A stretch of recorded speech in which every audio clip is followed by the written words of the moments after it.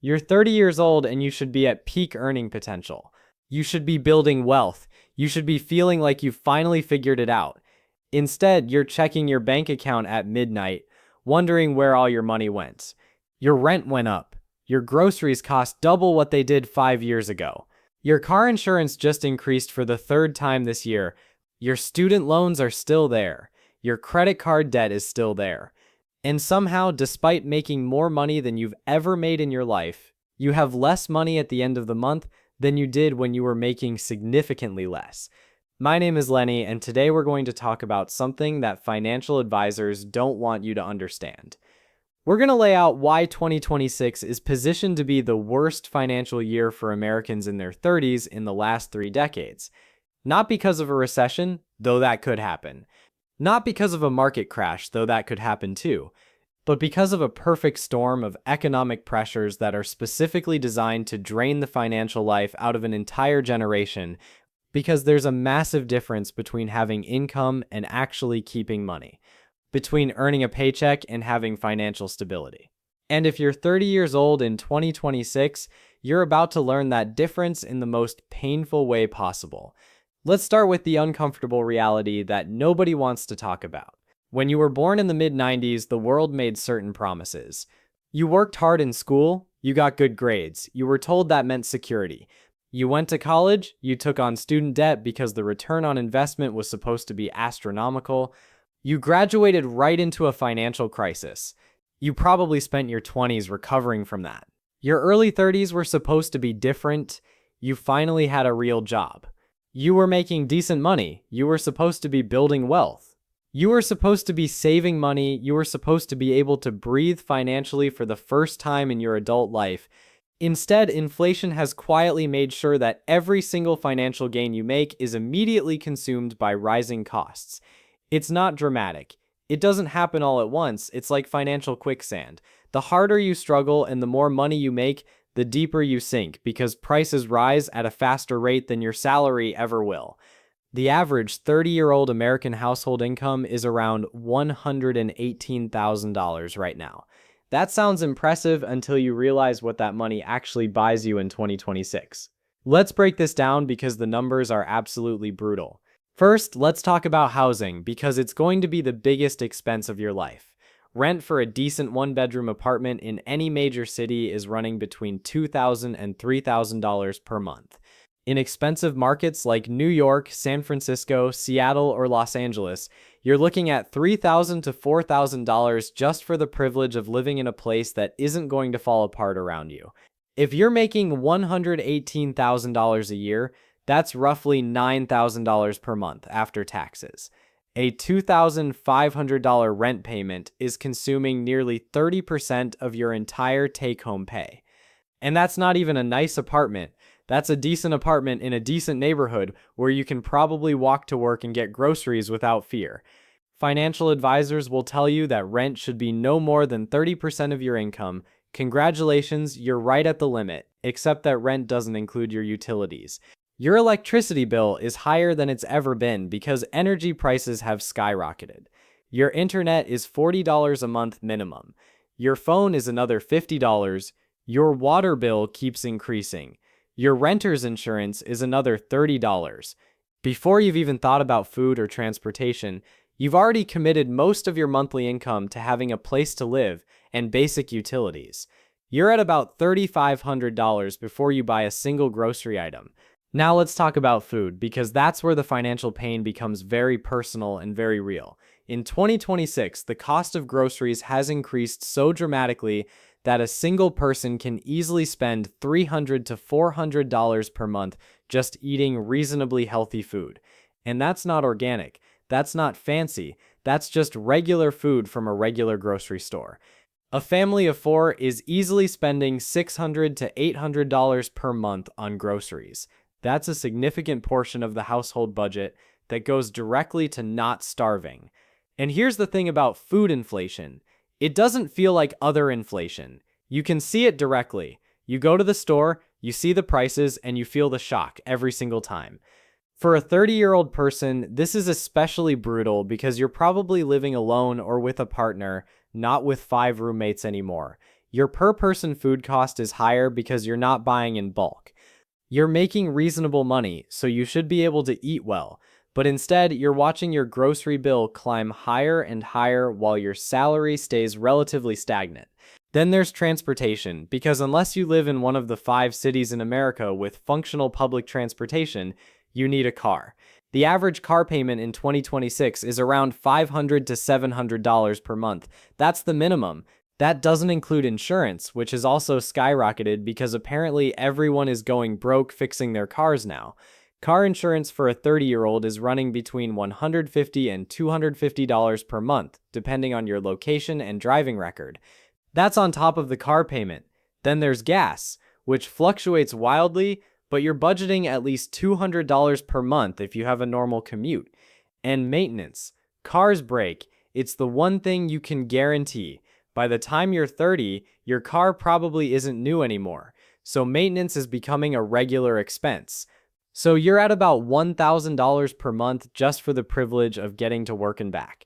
For a household making $9,000 per month after taxes, that's 11% of your income just to move around.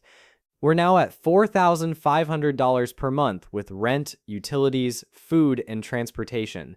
That's 50% of your take-home pay before you've thought about healthcare, insurance, internet, phone, or any of the other expenses that make up actual life.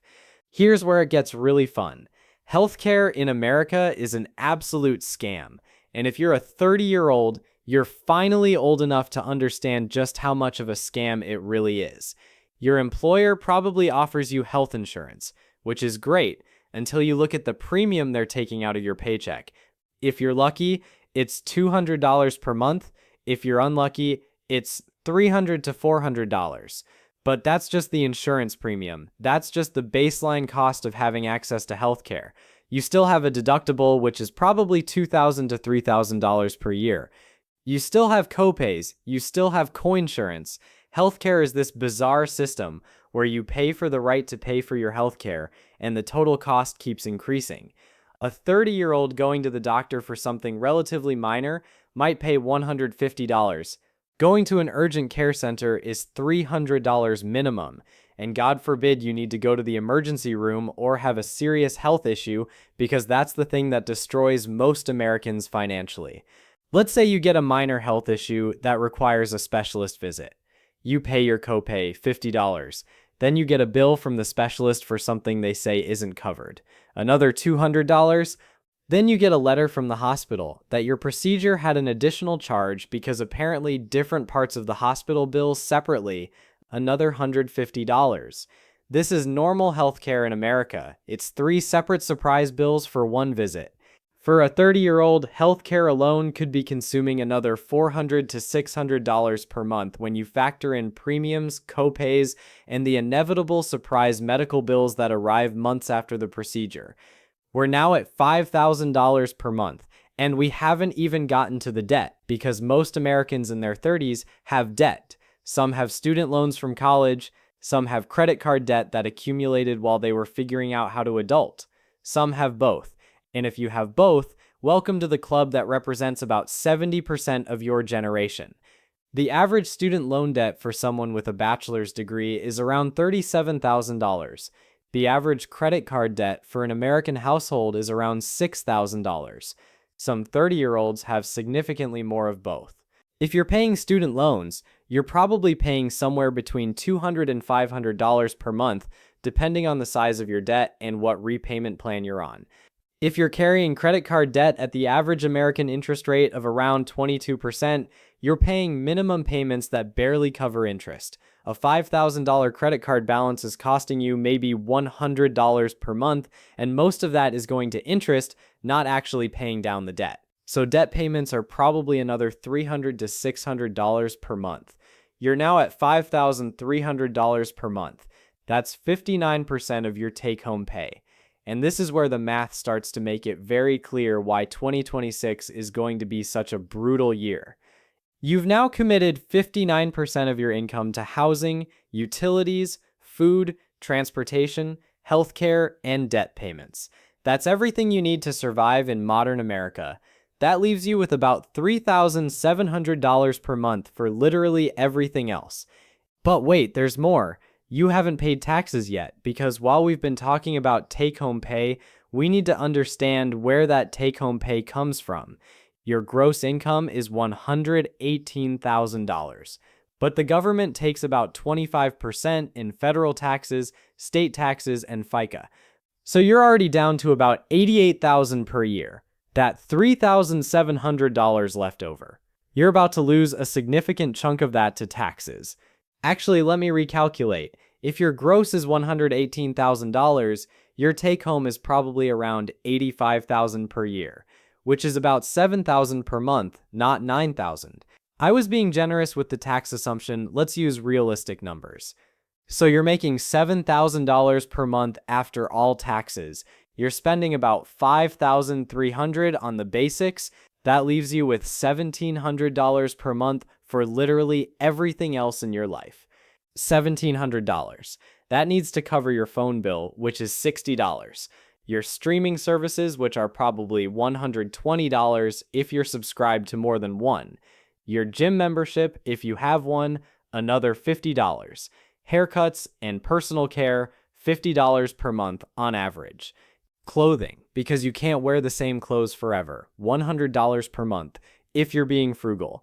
Furniture and household items when you need to replace things, $50. Entertainment, going out to eat occasionally, $50.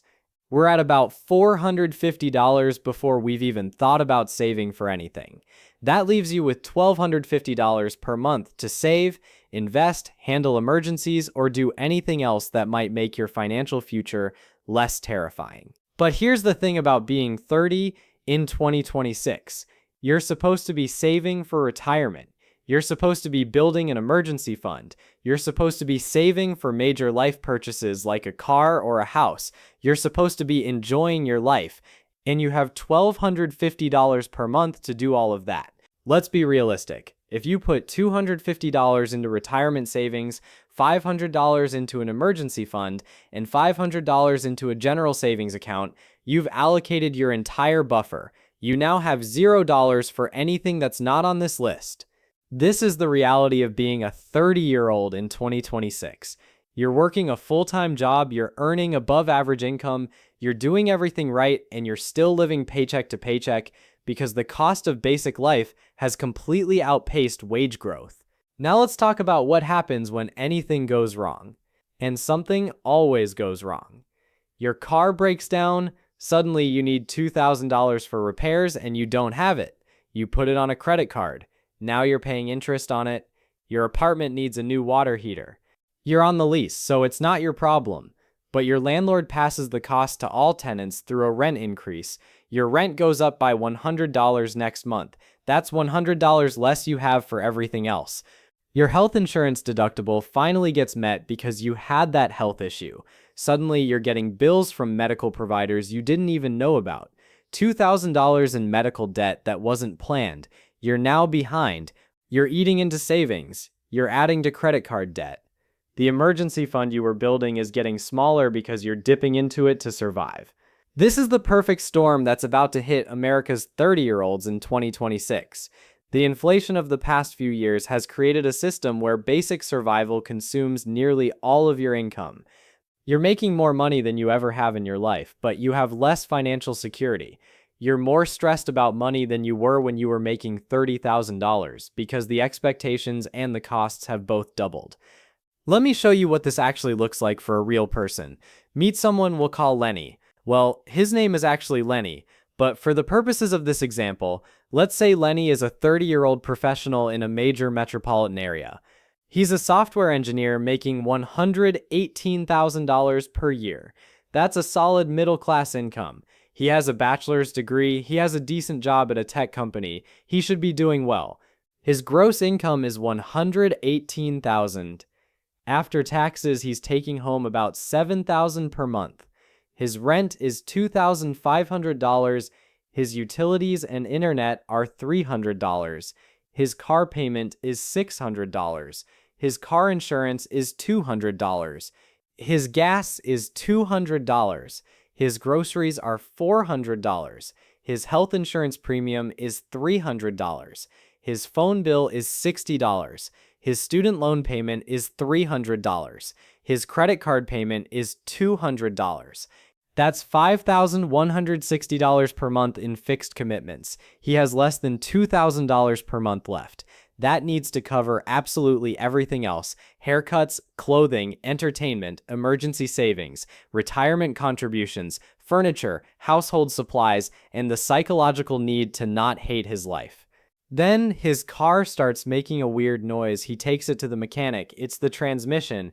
It's going to be $3,500 to fix. He doesn't have it. He puts it on a credit card at 22% interest. Now he's paying approximately $100 per month on car repair debt for the next few years. His health insurance deductible is still not met because he hasn't had major health events, but he gets the flu and needs antibiotics. Copay, $50. Lab tests, $200. Specialist referral for something unrelated, $200. He gets 3 separate bills over the next 3 months because different departments bill separately. In total, he pays $550 out of pocket. His apartment announces a rent increase. The building owner is raising rents by 5% to cover rising property taxes and building maintenance. That's $125 per month more. Now his rent is $2,625. He's been budgeting about $100 per month for clothing and personal care.